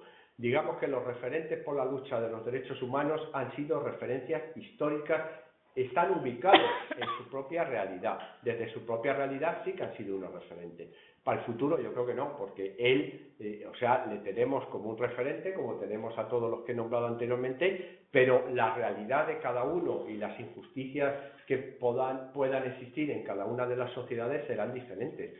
Por lo tanto, desde ahí no. Sí. Podríamos hablar hoy en día, pero con sinceridad, de que los estados, los gobiernos que los regentan en Europa creen y buscan el fomento de los derechos humanos. O sea, hacen todo lo posible porque se cumplan. Ya estoy hablando, restringiéndome solo a los países que gobiernan. No digamos ya la injusticia tan grande que representa todo lo que puede ser exportación del tercer mundo y... Sí. Bueno, ahí se produce, en mi opinión, en mi humilde opinión, ahí se produce una doble situación. Que por una parte suscriben la Carta Fundamental, por ejemplo, ciñéndonos a la Unión, ¿no? A la Unión Europea. Por una parte, están de acuerdo en suscribir la Carta en el año 2000 y luego hacen el Tratado de Lisboa y lo incorporan y establecen unos derechos fundamentales, que es la copia en un 97% del Convenio de Derechos Humanos de todo el Consejo de Europa, y que lo firman todos, o sea, lo firman todos, por tanto es ley aplicable, podríamos decir constitucional para todos los estados, y por otra parte la economía va por otro lado. Es decir, ¿cómo diríamos? Podríamos decir que las reglas, ¿cómo diríamos? Como las reglas de tráfico para ir por la carretera se aprueban como una especie de constitución, pero luego los vehículos van por otro lado. Lo encontramos en la economía. La economía, hemos estado toda la vida luchando contra el poder del Estado porque no era democrático, y cuando hemos creado el Estado democrático y nos han garantizado los derechos, de repente nos parece como si desaparecieran los Estados. Incluso estando unidos dentro de Europa, parece que también estamos en un mundo global en el que algo está por encima de los derechos humanos, algo está por encima de los Estados y algo está por encima de lo que hemos aprobado en Bruselas, que es la economía global. Y esa economía global no está sujeta a ningún Estado global porque no existe ese Estado global. Claro, entonces, ¿quién le pone el cascabel a eso? Entonces está complicado. Dentro de Europa, como os he dicho antes, la suerte que tenemos, entre comillas, es que tenemos un sistema consolidado de garantías y que dentro de lo mal funciona. Es decir, no hay justicia todos los días, pero de vez en cuando existe lotería y tenemos justicia, de vez en cuando. Pero es que en los otros lugares del mundo no hay. Lo normal es que no haya. Entonces, habrá que plantear cómo podemos conseguir que todos los seres humanos estén bajo unos derechos garantizados que nos sirvan para todos y que la economía esté sometida a la ley como estamos sometidos nosotros como cuando vamos por la carretera. Pues estamos sometidos a los semáforos y la economía no.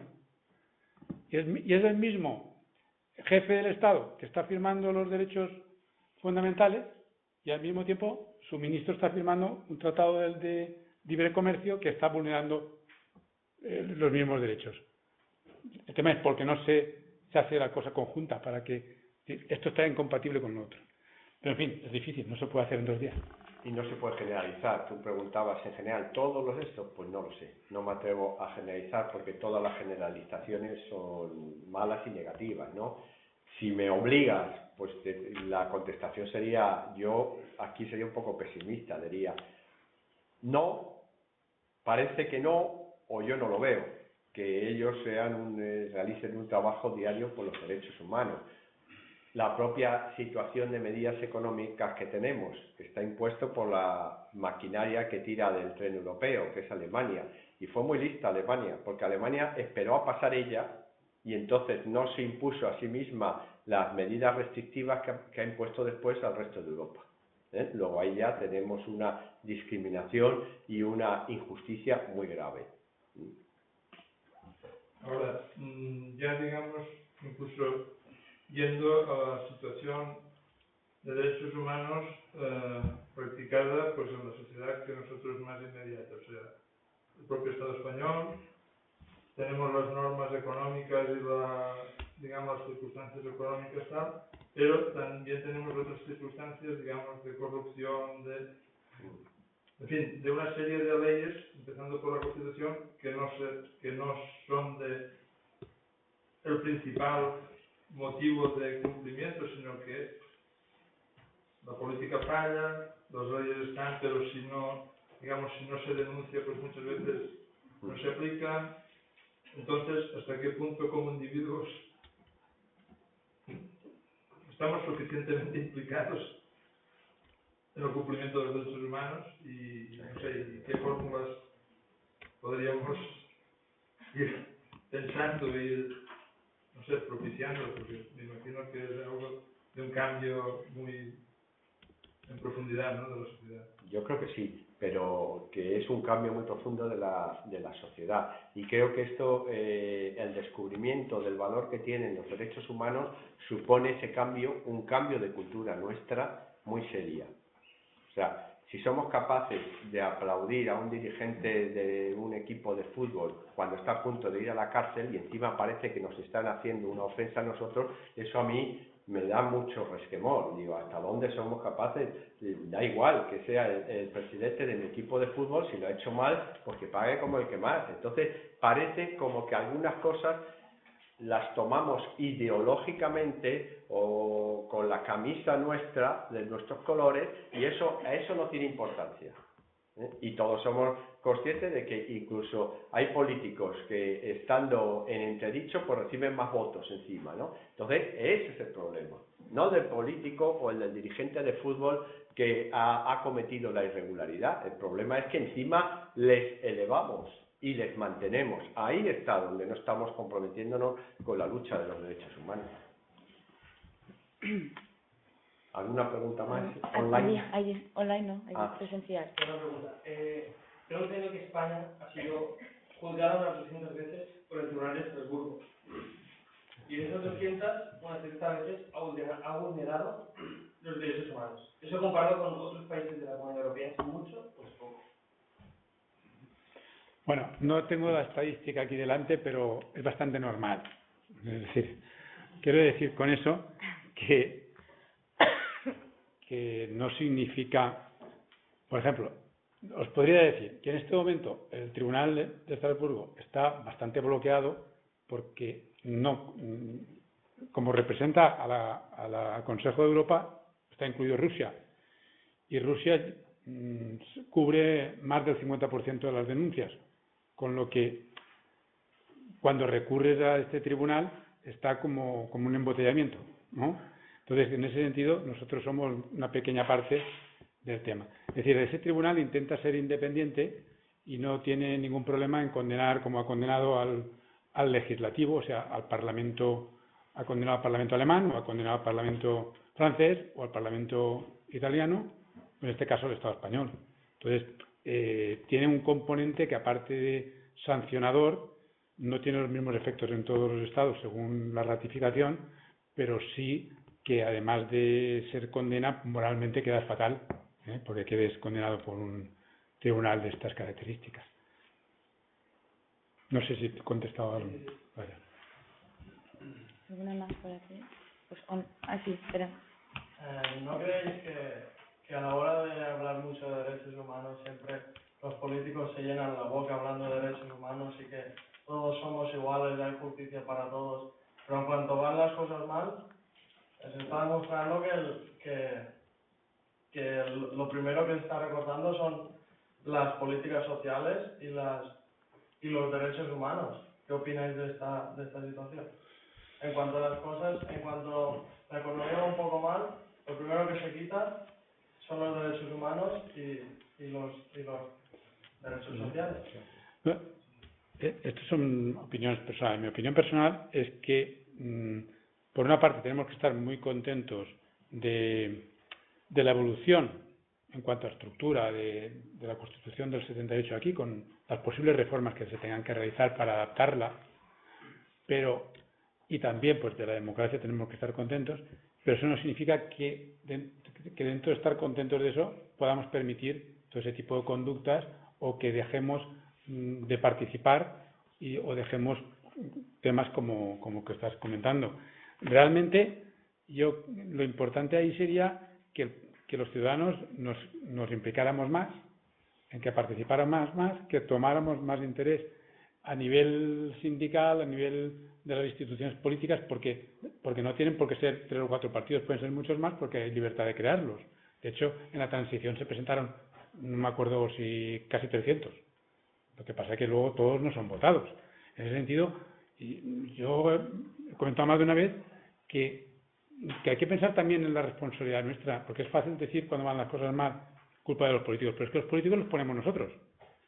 Si quisiéramos los ciudadanos, si participaran los ciudadanos en los partidos políticos, a lo mejor cambiaban los dirigentes de los partidos políticos.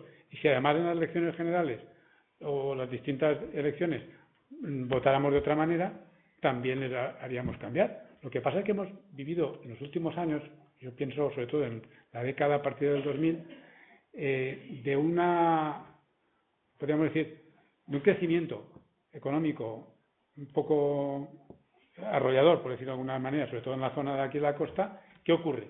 Que nos hemos olvidado un poco de eso, en ese sentido de exigirnos a nosotros para exigirle luego a los demás.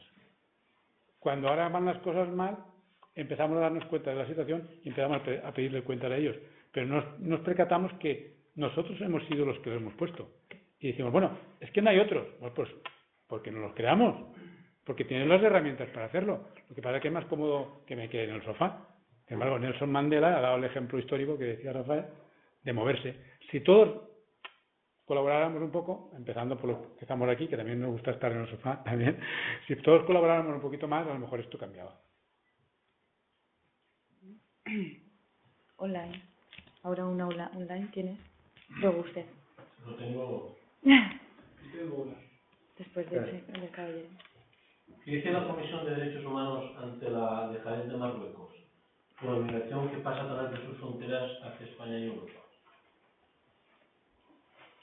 Bueno, la Comisión de Derechos Humanos, aquí se está hablando en general, claro, tenemos que es europea y tiene solo competencia para los países que somos de la comunidad de la Unión Europea, con lo cual Marruecos no está sometida a esa Unión Europea, tiene competencia y legitimidad sobre cada uno de los países que estamos ahí.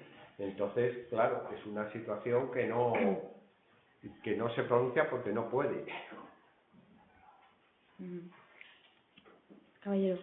Sí, no, yo lo que quería decir es que en relación con la intervención de Jaume anterior, que no es que discrepe en las cosas que he dicho, solamente añadiría un detalle que pienso que tal vez, por desgracia, muchos ciudadanos tal vez no son conscientes, no observan, y es que las reglas del juego condicionan mucho los resultados del juego. Es decir, que las leyes electorales pienso que son clave, pero clave fundamental para que tengamos posibilidades de tener una verdadera diversidad de representación. Es decir, que no es un problema de que tendría que haber tal vez más partidos y para que cada cual representase tal vez. No, es que el problema es lo contrario en estos momentos. El problema es que si no se unen ciertos partidos que a lo mejor tienen representación o están a punto de conseguirla, no la van a conseguir nunca. Porque como la ley DON y otras características de las leyes electorales, quien sale beneficiado, pero de una forma de sobremanera, es el más fuerte. Posiblemente el que le sigue, ya con desventaja con relación al más fuerte, pero también más favorecido. Luego ya los otros, algunos pues por una resistencia tal vez que no sabemos incluso si puede durar un tiempo.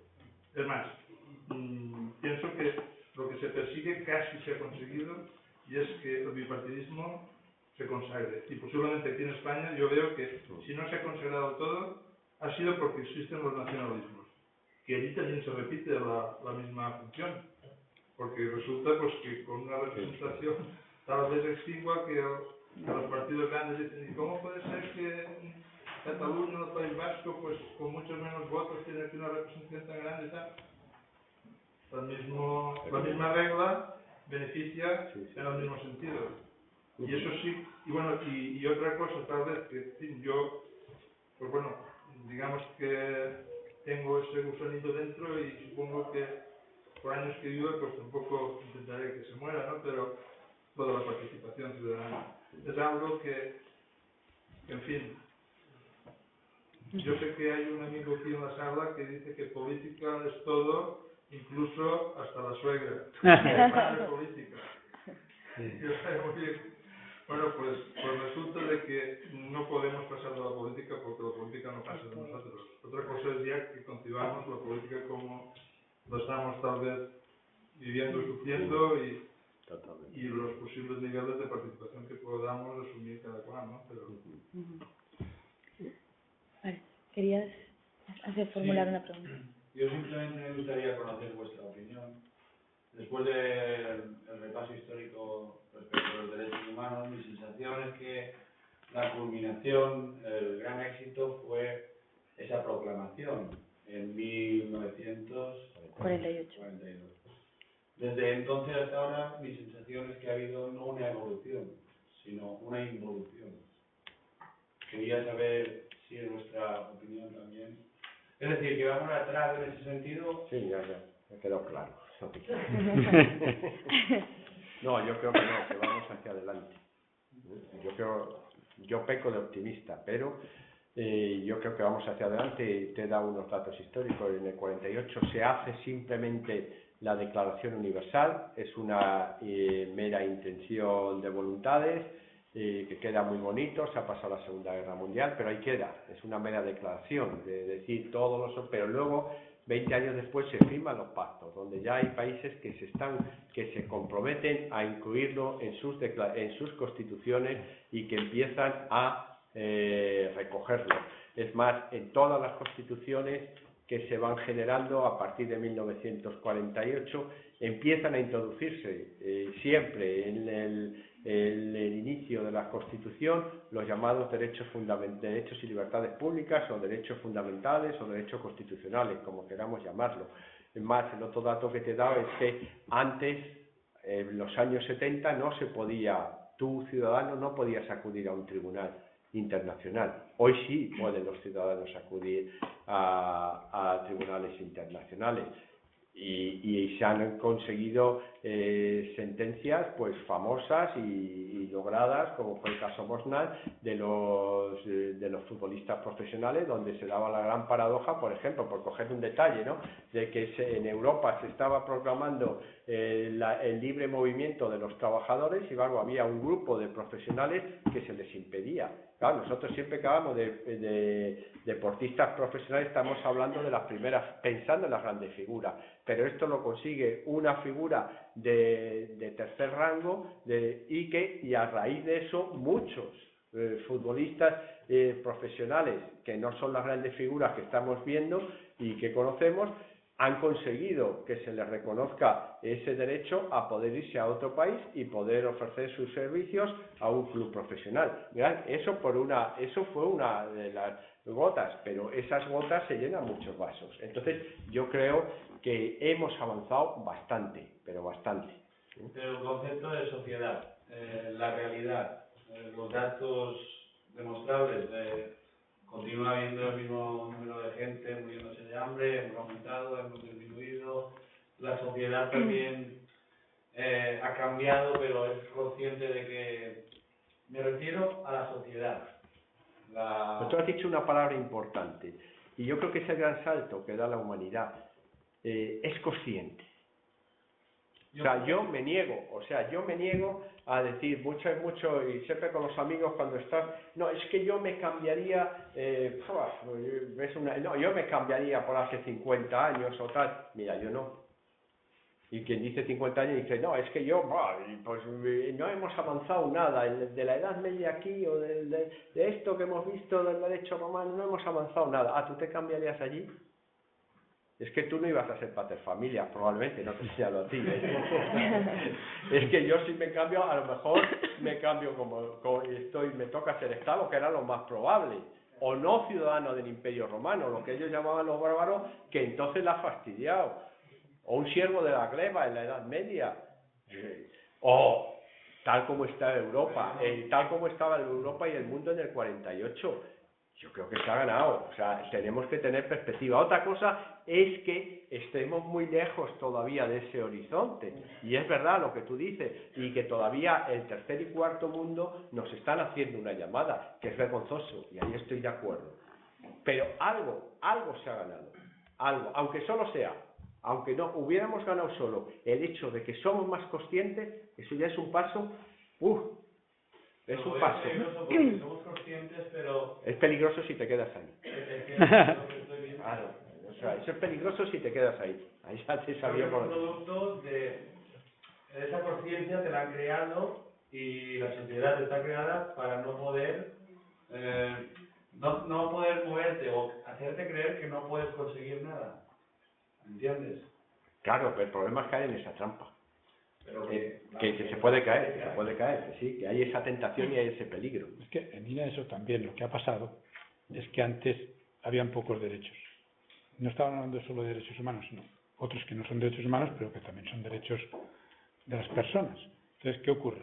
Que en determinados lugares, a la hora de garantizarlos vía jurisdiccional, a través de los juzgados y tal, pues antes, como no existía, pues no había embotellamiento. Ahora, como la gente tiene más derechos, sobre todo en Europa, también tienes conciencia de reclamarlos, tienes más profesionales.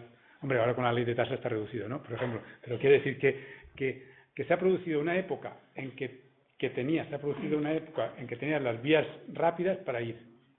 Y luego la gente, cuando ha sido más consciente, ha ido a más. Pero, sin embargo, los medios no han ido a más.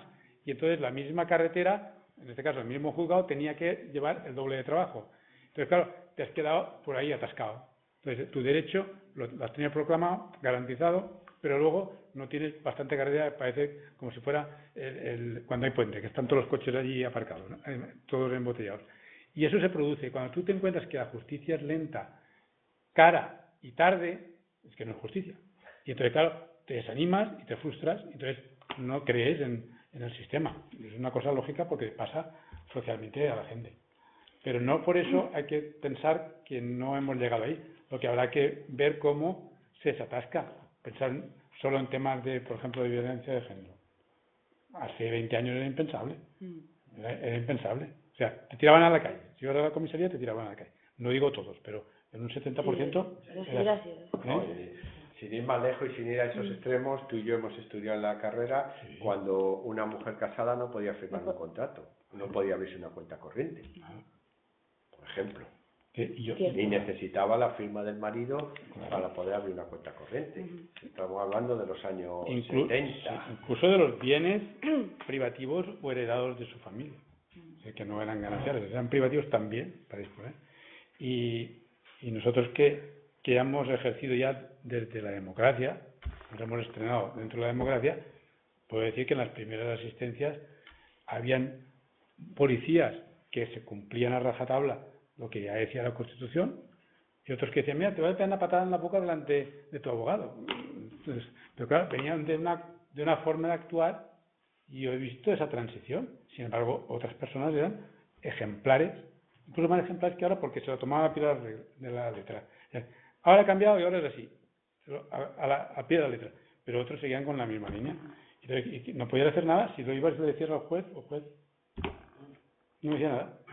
Es decir, que eso ha cambiado mucho. Lo que pasa es que estamos en recortes, y como estamos acostumbrados a estar bien, en los últimos años, pues lo notamos más. Pero claro, los que están en la otra parte del mundo, eso es que ni sueñan. Ese es el problema, ¿no? O sea que hay varias divisiones y diferentes tableros de ajedrez, que es complicado. David, ya prácticamente nos quedan 5 minutos, ya a lo que nos dé tiempo. Perdona, un inciso quería hacer. Por favor, firmar todos la hoja para que se os reconozca la asistencia. Creo que va por ahí la hoja, ¿no? De firmas. Vale. Perdón. Preguntan, en el contexto de inmigración extracomunitaria masificada, ¿qué opinión les merece la existencia de Frontex y el plan de actuación de la Unión Europea al respecto de esa inmigración? Bueno, sí, es que es un tema. Bueno, respecto, en mi opinión es que siguen unas directrices únicamente de seguridad y de garantía policial, y no respeta la esencia de los derechos humanos. Entonces habría que compaginar, buscar el consenso entre la seguridad, buscar ese consenso entre seguridad y respeto a los derechos humanos. Claro, el Frontex está trabajado más por el tema de seguridad, por el tema de interior, y no por departamentos de defensa del derecho. Entonces, ese es el tema. De todas maneras, el Frontex tiene que cumplir también los tratados de derecho comunitario. Una y ya, la última. Sí. Ya para terminar. Si hay recursos de sobra para que no se pase hambre, ¿qué es lo que no se hace para que ocurra y no se frene?